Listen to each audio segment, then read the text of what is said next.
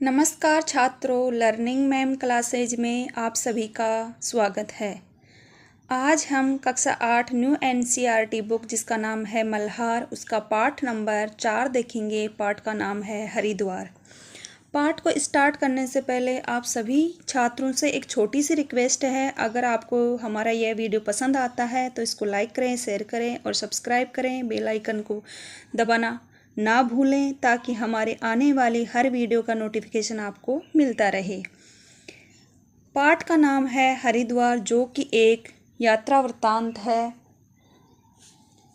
कवि वचनसुधा 14 अक्टूबर सन 1871 ईस्वी। हिंदी साहित्य के सुप्रसिद्ध रचनाकार भारतेंदु हरिश्चंद्र अपनी यात्राओं के लिए चर्चित रहे हैं।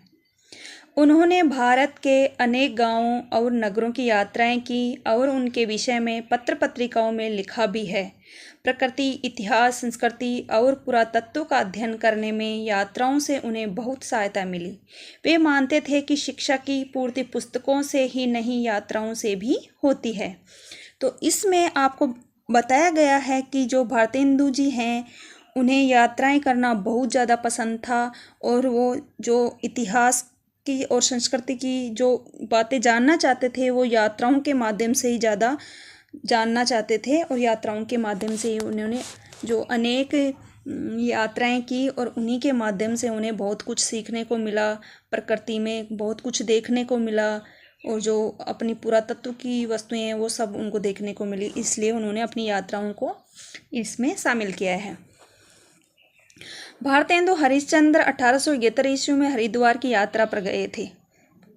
तो भारतेंदु हरिश्चंद्र जी हैं वो 1871 ईस्वी में हरिद्वार की यात्रा पर गए थे और उसी यात्रा का वर्णन अपने को इस पाठ में बताया गया है। तो आगे वो कह रहे हैं, मेरा तो चित्त वहाँ जाते ही ऐसा प्रसन्न और निर्मल हुआ कि वर्णन के बाहर है। हरिश्चंद्र जी कहते हैं कि हरिद्वार में जाते ही मेरा जो मन है जो इतना प्रसन्न और निर्मल यानी स्वच्छ, निर्मल का अर्थ होता है स्वच्छ, इतना निर्मल और इतना स्वच्छ हुआ कि उसका वर्णन करना भी दुश्वार है, कि वो वर्णन करने के बाहर है, कि उसका वर्णन भी नहीं किया जा सकता। हरिद्वार की प्रकृति, वहाँ के पर्वतों, पक्षियों, वृक्षों और कलकल बहती गंगा, वहाँ के घाटों, लोगों, दुकानों और गंगा तट के मनोरम दृश्यों को देखकर वे अति आनंदित हुए। आगे हरिश्चंद्र जी कहते हैं कि वहाँ की जो प्रकृति है, वहाँ के पर्वत, पक्षियों, वृक्ष और जो वहाँ जो गंगा नदी बहती है उसकी कलकल करती हुई वो आवाज़, वहाँ के घाट, दुकान, उनका जो इतना मनोहर और इतना सुंदर दृश्य को देखकर वे बहुत ही आनंदित हो उठे। आगे वो कहते हैं, इस पाठ में उन्होंने कवि वचनसुधा पत्रिका के संपादक के नाम पत्र लिखते हुए अपनी उसी हरिद्वार यात्रा का रोचक वर्णन प्रस्तुत किया है।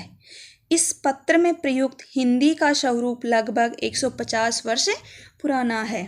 तो जो उनकी पत्रिका थी कवि वचनसुधा, उसी में उस कवि वचनसुधा पत्रिका में ही इसी का वर्णन किया है उन्होंने। आगे कह रहे हैं, श्रीमान कवि वचनसुधा संपादक महामहिम मित्र वरेशु। तो संपादक का अर्थ होता है जो मतलब जिस भी कविता हो, कोई भी यात्रा वृत्तांत हो, कुछ भी हो, उन सब का जो मतलब कहने का संकलन करके उन सबको लिखता है एक अच्छी शुद्ध रूप में, जो उनका लिखता है वो ही संपादक कहलाता है। आगे है, मुझे हरिद्वार का समाचार लिखने में बड़ा आनंद होता है कि मैं उस पुण्य भूमि का वर्णन करता हूँ। तो जो संपादक जी हैं वो कह रहे हैं कि मुझे हरिद्वार का समाचार लिखने में बड़ा आनंद होता है, उस पुण्य भूमि का वर्णन करता हूँ। तो आगे कह रहे हैं, जहाँ प्रवेश करने से ही मन शुद्ध हो जाता है। यह भूमि 3 ओर सुंदर हरे हरे पर्वतों से घिरी है, जिन पर्वतों पर अनेक प्रकार की वल्ली का अर्थ होता है बेल, मतलब हरी भरी बेल, वल्ली हरी भरी सज्जनों के शुभ मनोरथों की भांति फैलकर लहलहा रही है। तो आगे कह रहे हैं कि जैसे ही मैं उस हरिद्वार में प्रवेश करा, मेरा मन इतना शुद्ध हो गया, इतना पवित्र हो गया कि वह भूमि है वहाँ की, हरिद्वार की, वो तीनों ओर से हरे भरे पर्वतों से घिरी हुई है। पर्वतों पर अनेक प्रकार की लताएं हैं, अनेक प्रकार की बेलें हैं जो सज्जनों के शुभ मनोरथ की भांति फैलकर लहलहा रही हैं। और बड़े बड़े वृक्ष भी ऐसे खड़े हैं मानो एक पैर से खड़े तपस्या करते हैं। जो वहाँ पर जो बड़े बड़े वृक्ष हैं वो भी इस प्रकार दिखाई दे रहे हैं जैसे कि कोई मनुष्य एक पैर पर खड़ा होकर के तपस्या कर रहा हो। और साधुओं की भांति घाम का अर्थ होता है धूप, घाम, ओश और वर्षा अपने ऊपर सहते हैं। और जो साधु संत हैं वहाँ के, वो किसी भी प्रकार की धूप हो, कितनी ही भी कड़ाके की धूप हो, ओस पड़ रही हो, वर्षा हो रही हो, सब अपने ऊपर सहते रहते हैं। आहा, इनके जन्म भी धन्य हैं। वो आगे कह रहे हैं कि इन साधु संतों के जो जन्म हैं वो भी धन्य हैं, जिनसे अर्थी विमुख जाते ही नहीं। फल, फूल, गंध, छाया, पत्ते, छाल, बीज, लकड़ी और जड़। वो आगे कह रहे हैं कि फल, फूल, गंध, छाया, पत्ते और वहाँ की बीज, लकड़ी, जड़, ये सब भी। आगे जाने से पहले आप ये तस्वीर देख सकते हैं जो हरिद्वार की है। देखो कितना मनोरम दृश्य दिखाया गया है इसमें, कितनी प्यारी तस्वीर लग रही है। आगे कह रहे हैं यहाँ तक कि जले पर भी कोयले और राख से लोगों का मनोरथ पूर्ण करते हैं। सज्जन ऐसे कि पत्थर मारने से फल देते हैं। इन वृक्षों पर अनेक रंग के पक्षी चहचहाते हैं और नगर के दुष्ट बदिकों से निडर होकर कल्लोल करते हैं। वो आगे कह रहे हैं कि ऐसे सज्जन पत्थर मारने से भी फल देते हैं। इस प्रकार के सज्जन हैं कि अगर आप उनको पत्थर भी मारो तो वो भी आपको फल ही देंगे बदले में। इन वृक्षों पर अनेक रंग बिरंगे पक्षी हैं जो अपनी आवाज़ में बहुत मधुर वाणी में चहचहा रहे हैं। नगर के दुष्ट बदिकों से भी निडर होकर कल्लोल करते हैं कि जो वहाँ के नगर के लोग, जो कुछ लोग जो दुष्ट प्रकृति के हैं, उनसे भी निडर होकर के बिना डरे हुए वो कल्लोल करते रहते हैं। वर्षा के कारण सब और हरियाली ही दिखाई पड़ती थी, मानो हर एक गलीचा की यात्रियों के विश्राम के हेतु बिछायत बिछी थी। यात्रियों का अर्थ होता है यात्री, जो वहाँ यात्री लोग आते हैं उनके बारे में बताया गया है। एक और त्रिभुवन पावनी श्री गंगा जी की पवित्र धारा बहती है जो राजा भगीरथ के उज्जवल कीर्ति की लता सी दिखाई देती है। कि जो वहाँ पर है, एक तरफ गंगा मैया की जो पवित्र धारा है वो बहती है और जो राजा भगीरथ थे उनके उज्जवल भविष्य उज्जवल कीर्ति की लता सी दिखाई देती है। जल यहाँ का अत्यंत शीतल है और मिष्ट भी वैसा ही है कि जो गंगा का जल है वो बहुत ही शीतल है और वैसा ही मीठा है, मानो चीनी के पन्ने को बर्फ में जमाया है। वो कैसा लग रहा है गंगा का पानी, जैसे कि चीनी का जो पन्ना है उसको बर्फ में जमा दिया गया है।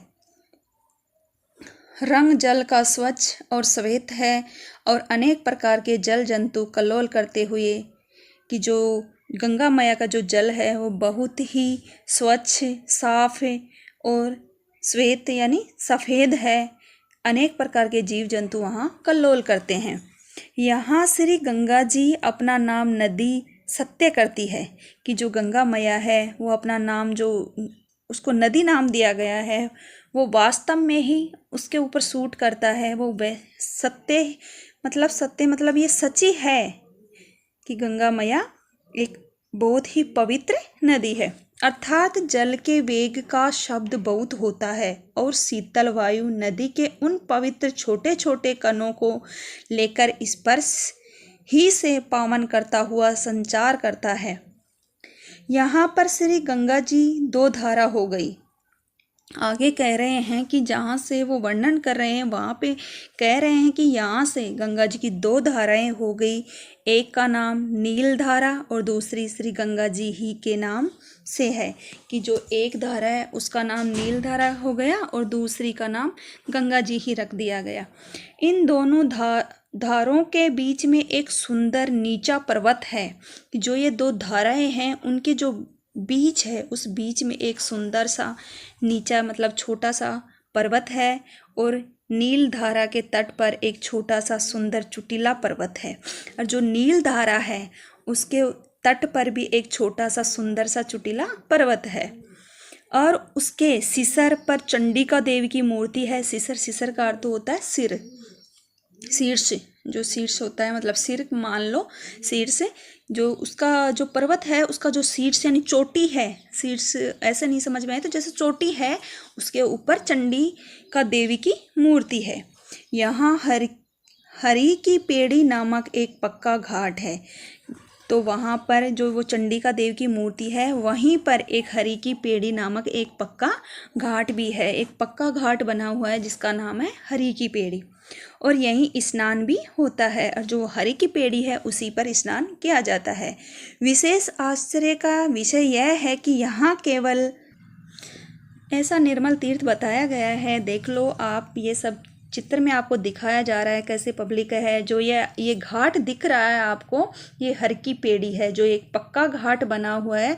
दो तरफ दो धाराएं दिख रही हैं आपको, बीच में ये घाट दिख रहा है इस चित्र के अंदर। तो ये हरिद्वार का जो दृश्य है वो आप इस चित्र में देख सकते हो। कितना मनोरम दृश्य दिख रहा है। दोनों तरफ पानी है, बीच में एक घाट है, कितना प्यारा लग रहा है।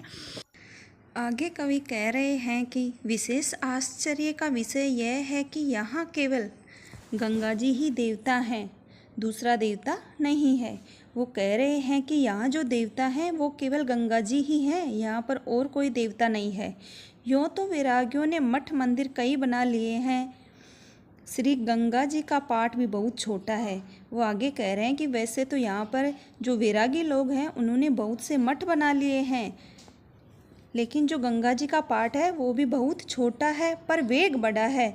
कि जो गंगा जी का घाट है वो बहुत छोटा है, लेकिन जो गंगा मैया की जो धारा है जो बहती है, जो बहाव है, उसका जो वेग है वो बहुत बड़ा है। वेग यानी बहाव बहुत बड़ा है। तट पर राजाओं की धर्मशाला यात्रियों के उतरने हेतु बनी है। कि जो गंगा मैया का जो तट है वहाँ पर राजा लोगों की धर्मशालाएं और यात्रियों के उतरने हेतु बनी हुई हैं, और दुकानें भी बनी हैं पर रात को बंद रहती हैं। कि जो वो तट है उस पर दुकानें भी हैं लेकिन वो रात को अक्सर बंद रहती हैं। यह ऐसा निर्मल तीर्थ है कि इच्छा क्रोध की खाने जो मनुष्य है सो वहाँ रहते ही नहीं हैं। वो आगे कह रहे हैं कि ऐसा क्रोध आता है कि जो मनुष्य हैं, क्रोध की खानी जो मनुष्य हैं वो वहाँ पर रहते ही नहीं हैं। पंडे, दुकानदार इत्यादि कनखल व ज्वालापुर से आते हैं। कि जो पंडे लोग हैं और जो वहाँ पे जो दुकानदार हैं, जो पंडे लोग हैं वो कनखल व ज्वालापुर से आते हैं। पंडे भी यहाँ बड़े विलक्षण संतोषी हैं। कि जो यहाँ पे जो पंडित लोग हैं वो भी बहुत ही विलक्षण यानी बहुत ही संतोषी स्वभाव के हैं। एक पैसे को लाख करके मान लेते हैं। कि ऐसे हैं वो पंडित कि उनको अगर एक पैसा भी दे दिया जाए तो उसको भी वो लाख रुपए मान करके ले लेते हैं। इस क्षेत्र में 5 तीर्थ मुख्य हैं। कि जो ये तीर्थ है उसमें 5 क्षेत्र मुख्य हैं, जिनमें है हरिद्वार, कुशावर्त, नीलधारा, बिल्व पर्वत और कनखल। हरिद्वार तो हरि की पेड़ी पर नहाते हैं। कि जो हरिद्वार है वो तो हरि की पेड़ी पर है। कुशावर्त भी उसी के पास है, और जो कुशावर्त है वो भी उसी के हरि की पेड़ी के आसपास ही है। नील धारा वहीं दूसरी धारा है, और जो नील धारा है वो भी वहीं पर दूसरी धारा है जो आपको चित्र में पहले दिखाया गया है। कि जो बीच में हरि की पेड़ी बनी हुई है और दोनों तरफ 2 धाराएं बनी हुई है, उसमें एक नील धारा है और एक गंगा धारा है। वील्व पर्वत भी पास ही एक सुहाना पर्वत है। कि जो वील्व पर्वत है वो भी पास में ही एक सुहाना पर्वत है जिस पर वील्वेश्वर महादेव की मूर्ति है।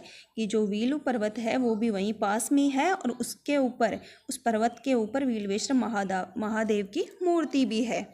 और कनखल तीर्थ इधर ही है, और जो कनखल तीर्थ है वो भी वहीं पर है। यह कनखल तीर्थ बड़ा उत्तम है, और जो ये कनखल तीर्थ है ये भी बहुत ही उत्तम है।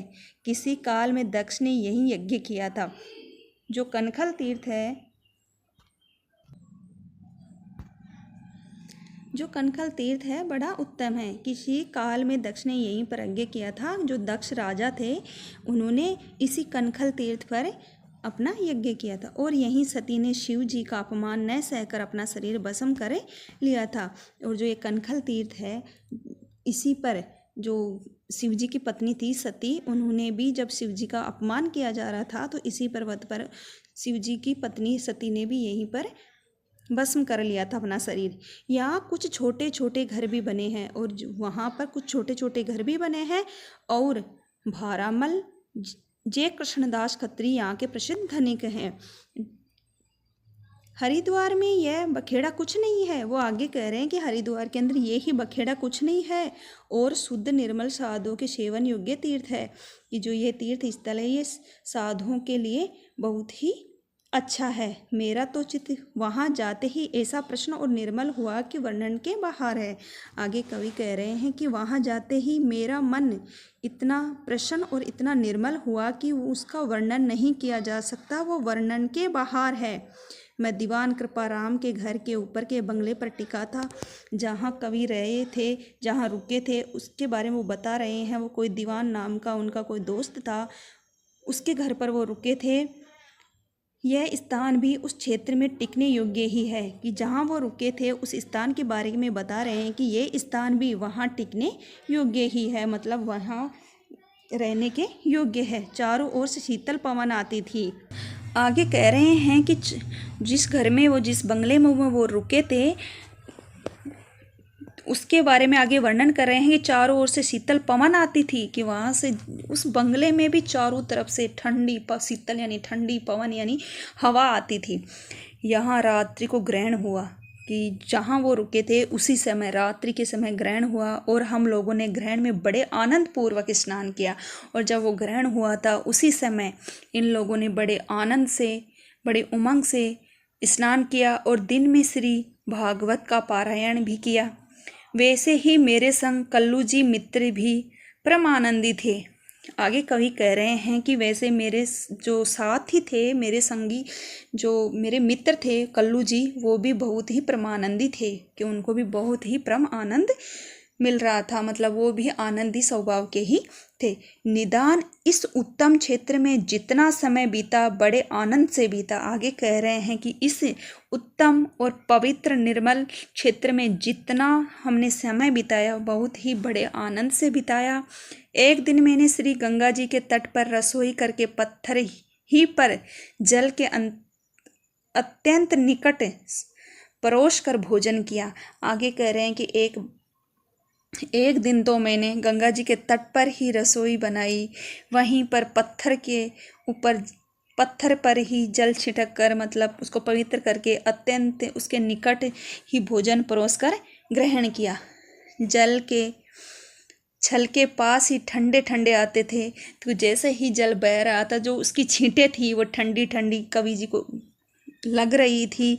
उस समय के पत्थर पर का भोजन का सुख सोने की थाल के भोजन से कहीं बढ़ के था। कि जब उस गंगा जी के तट पर भोजन कर रहे थे और उस गंगा मैया की झलकें यानी ठंडे ठंडे छींटे हमें लग रहे थे, तो वो भोजन ऐसा उस पत्थर के ऊपर भी वो भोजन इतना स्वादिष्ट, इतना अच्छा लग रहा था कि मानो सोने की थाल से भी कहीं गुना बढ़ के उसका स्वाद आ रहा था। चित्त में बारंबार ज्ञान, वैराग्य और भक्ति का उदय होता था। झगड़े लड़ाई का कहीं नाम भी नहीं था। कि वहाँ रहे जब तक जो मन था वो भी वैराग्य और भक्ति से इतना उद्दित हो रहा था कि लड़ाई झगड़े का तो कहीं कोई नाम ही नहीं था। यहाँ और भी कई वस्तु अच्छी बनती है। जनेऊ यहाँ का अच्छा महीन और उज्जवल बनता है। यहाँ की कुसा सबसे विलक्षण होती है, जिसमें से दालचीनी, जावित्री इत्यादि की अच्छी सुगंध आती है। जो यहाँ की कुसाएँ हैं, मतलब जो कुसा का तो था घास फूस, जो घास होती है वो, कि जो यहाँ की घास है, यहाँ की कुसा यानी जो यहाँ की घास है वो भी इतनी विलक्षण है और उसी घास से दालचीनी और जावित्री आदि की सुगंध आती रहती है। मानो यह प्रत्यक्ष प्रकट होता है कि यह ऐसी पुण्य भूमि है कि यहाँ की घास भी ऐसी सुगंधमय है। कि वो आगे कह रहे हैं कि ऐसा प्रतीत हो रहा है कि जो यहाँ की ये भूमि इतनी पुण्य और इतनी पवित्र है कि यहाँ की घास से भी बहुत ही अच्छी सुगंध आती है। निदान यहाँ जो कुछ है अपूर्व है, और यह भूमि साक्षात विरागमय साधुओं और विरक्तों के सेवन योग्य है, कि जो यहाँ की जो भूमि है वो इतनी पवित्र और ऐसी है कि यहाँ के जो विरागी जो साधु संत हैं उनके सेवन के योग्य यह भूमि है।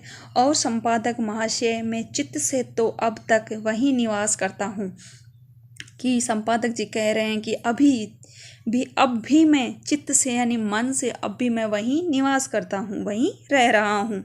और अपने वर्णन द्वारा आपके पाठकों को इस पुण्य भूमि का वृत्तांत विदित करके मनावलंबन करता हूँ कि इस पवित्र मतलब हरिद्वार की इस पवित्र भूमि का वर्णन करके मैं इस वृत्तांत को इतना मनोलंबन करता हूँ कि क्या ही बताऊँ आपको। निश्चय है कि आप इस पत्र को स्थान दान दीजिएगा।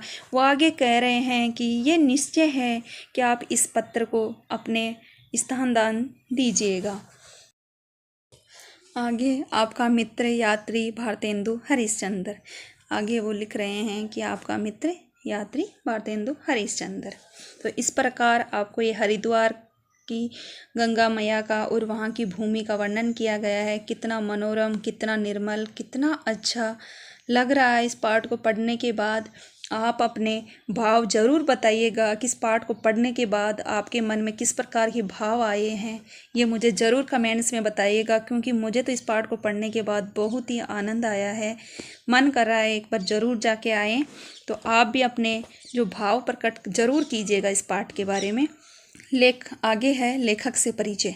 थोड़ा सा लेखक का परिचय देख लेते हैं भारतेंदु हरिश्चंद्र जी का। निज भाषा उन्नति अहे सब उन्नति को मूल का उद्घोष करने वाले भारतेंदु हरिश्चंद्र ने कविता, नाटक, निबंध और यात्रा वृत्तांत आदि अनेक विधाओं में लेखन कार्य किया। इन्होंने कवि वचनसुधा, हरिश्चंद्र मैगजीन, हरिश्चंद्र चंद्रिका और स्त्रियों के लिए बालाबोधिनी पत्रिकाएं प्रकाशित की। इन्होंने कवि वचनसुधा पत्रिका भी प्रकाशित की है, हरिश्चंद्र मैगजीन, हरिश्चंद्र चंद्रिका और स्त्रियों के लिए बालाबोधिनी आदि पत्रिकाएं प्रकाशित की हैं। इनकी रचनाओं में समाज सुधार, राष्ट्र प्रेम, अंग्रेजी शासन का विरोध, स्वाधीनता की भावना के स्वर सुनाई देते हैं। कि जो भारतेंदु हरिश्चंद्र जी की जो कविताएं, जो पत्र पत्रिकाएं हैं, उनमें समाज सुधार के लिए, राष्ट्र प्रेम के लिए और अंग्रेजों के शासन में जो विरोध किया गया, स्वाधीनता की भावना, इस प्रकार के ही स्वर सुनाई देते हैं। इन्हें आधुनिक हिंदी साहित्य का जनक माना जाता है। कि जो भारतेंदु हरिश्चंद्र जी हैं, इन्हें आधुनिक हिंदी साहित्य का जनक माना जाता है। सत्य हरिश्चंद्र, भारत दुर्दशा, अंधेर नगरी और सरयू पार की यात्रा इनकी उल्लेखनीय करती हैं। जो सत्य हरिश्चंद्र है, भारत दुर्दशा, अंधेर नगरी है, सरयू पार्क हैं आदि की जो यात्राएं इनकी उल्लेखनीय मतलब बहुत ही प्रसिद्ध करतियाँ हैं। इनका जन्म 1850 में होता है और इस महापुरुष का निधन 1885 में होता है। तो इस पाठ के क्वेश्चन आंसर अपन आगे देखेंगे। तब तक के लिए जय हिंद, जय भारत।